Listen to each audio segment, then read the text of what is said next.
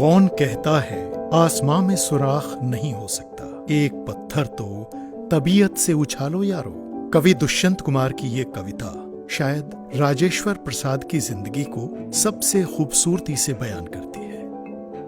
एक मिट्टी का लाल जो क्षितिज से आगे सपने देखने की हिम्मत रखता था। 10 फरवरी 1945 को एक साधारण किसान परिवार और सेना के हवलदार जय दयाल सिंह के घर जन्मे अपने जीवन के शुरुआत से ही राजेश को मुश्किलों का सामना करना पड़ा। पिता के निधन के बाद उन्होंने परिवार को संभालने के लिए कड़ी मेहनत की, फिर भी उनका जज्बा उस आकाश से भी ऊपर उड़ा जहां वो पहुंचना चाहते थे।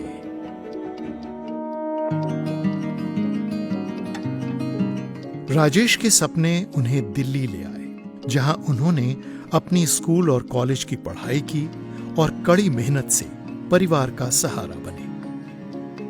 29 अक्टूबर 1966 को उन्हें भारतीय वायुसेना में फाइटर पायलट बनाया गया। 1971 तक फ्लाइट लेफ्टिनेंट के रूप में राजेश पायलट ने भारत पाकिस्तान युद्ध में हंटर विमान उड़ाकर आसमान को नापा।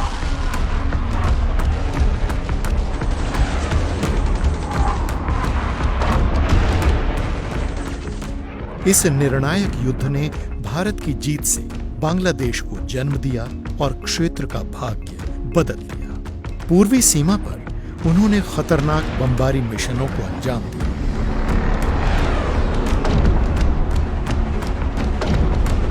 अपने साहस से युद्ध पदक और वायुसेना की तारीफ हासिल की।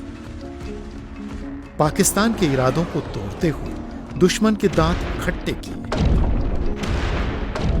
मातृभूमि की रक्षा करने वाला गौरवान्वित दूसरी पीढ़ी का सैनिक वायुसेना में उनकी बहादुरी ने उन्हें साहस का प्रतीक बनाया। उनका पेशा उनकी पहचान बन गई, पायलट।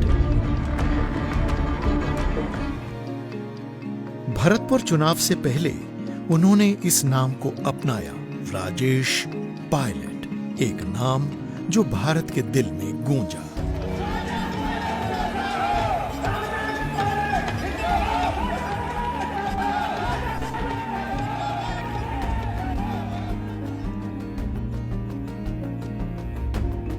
उन्नीस में इंदिरा गांधी से प्रेरित होकर राजेश ने स्क्वाड्रन लीडर के रूप में वायुसेना छोड़ी और राजनीति के जरिए देश की सेवा शुरू की।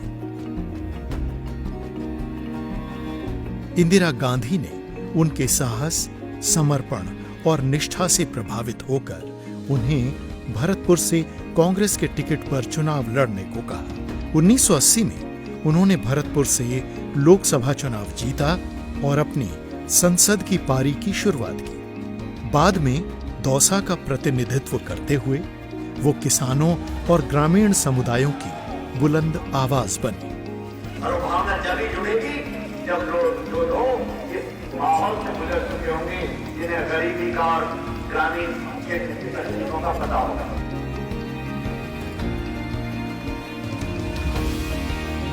जाति और धर्म से परे एकजुटता की नई राजनीति शुरू की। पूरे समर्पण के साथ राजेश पायलट ने कांग्रेस पार्टी को जमीनी स्तर पर मजबूत किया, कार्यकर्ताओं को जोड़ा और कांग्रेस पार्टी की सोच को भारत के हर कोने तक पहुंचाया। एक नेता के रूप में उन्होंने पार्टी की नींव को और मजबूत किया, युवा नेताओं को भविष्य के लिए तैयार किया। राजीव गांधी और पीवी नरसिम्हा राव के मंत्रिमंडल में मंत्री के रूप में राजेश पायलट ने दूरसंचार, आंतरिक सुरक्षा, पर्यावरण और जल और भूतल परिवहन मंत्रालयों में दृढ़ता और दूरदर्शिता के साथ काम किया। दूरसंचार मंत्रालय में उन्होंने भारत में टेलीकॉम क्रांति की नींव रखी। एसटीडी बूथ, मोबाइल टेलीफोन और लैंडलाइन के माध्यम से उन्होंने देश के हर कोने को फोन से जोड़ने का सपना देखा। उनके नेतृत्व में उन्होंने बीएसएनएल को हर दिन कम से कम 100 गांवों को जोड़ने की चुनौती दी, जो सफलतापूर्वक हासिल की गई, जिसने भारत के कोने कोने को एक सूत्र में बांधा। जल और भूतल परिवहन मंत्री के रूप में राजेश पायलट ने राष्ट्रीय राजमार्ग प्राधिकरण यानी NHAI की परिकल्पना की और उसे स्थापित किया। उनकी दूरदृष्टि ने देश की सड़कों को आधुनिक, मजबूत और सुरक्षित बनाया, जो आज भी उनकी विरासत को जीवंत रखता है। राजेश पायलट राजनीति को 24 घंटे का काम मानते हैं, इसलिए उनकी दिनचर्या का ज्यादातर समय पार्टी कार्यकर्ताओं से मिलने, जनता जनार्दन की शिकायतें सुनने या फिर रैलियों और सभाओं को संबोधित करने में गुजरता है। तो कहीं से भी डर नहीं है, लेकिन मेरा मन साफ है और मैं चुनाव में यकीन करता हूँ। मुश्किल समय में उन्होंने पंजाब, पूर्वोत्तर और जम्मू कश्मीर में उग्रवाद का सामना करते हुए भी शांति बहाली का प्रयास किया। झारखंड समझौता, असम में बोडोलैंड समझौता और नागालैंड में NSCN के साथ युद्ध विराम में उनका प्रयास सफल रहा। 1995 में बहुचर्चित और विवादास्पद गॉडमैन चंद्रास्वामी की निडर गिरफ्तारी ने भ्रष्टाचार के खिलाफ उनकी अटल लड़ाई को दिखाया। सार्वजनिक जीवन में उनकी ईमानदारी और सच्चाई उनकी पहचान बनी।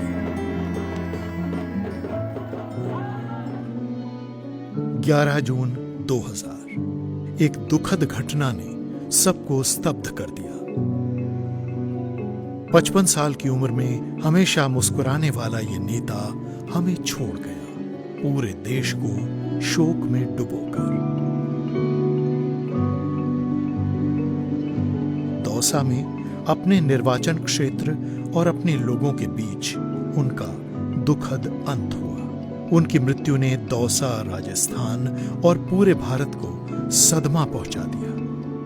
उनकी ताकत, ईमानदारी और जनसेवा की विरासत आज भी बनी हुई है। एक नेता की असली पहचान यह है कि उन्हें उनके जाने के बाद कैसे याद किया जाता है। राजेश पायलट सिर्फ एक पायलट, मंत्री या नेता नहीं थे। वो एक मिट्टी के सपूत थे जो एक छोटे गांव के शांत खेतों से उठकर भारत के तमाम बड़े पदों तक पहुंचे। एक ऐसे इंसान जो लोगों के लिए जिए। उनका साहस, ईमानदारी और उपेक्षित लोगों के लिए प्यार ने कांग्रेस को मजबूत किया और पूरे देश को प्रेरित किया। उनकी हमेशा मुस्कुराने वाली शख्सियत और आशावादी व्यक्तित्व ने भारत पर गहरी छाप छोड़ी। आज उनकी विरासत उन लोगों के दिलों में उड़ान भरती है जिनके लिए उन्होंने लड़ाई लड़ी और जीवन समर्पित किया।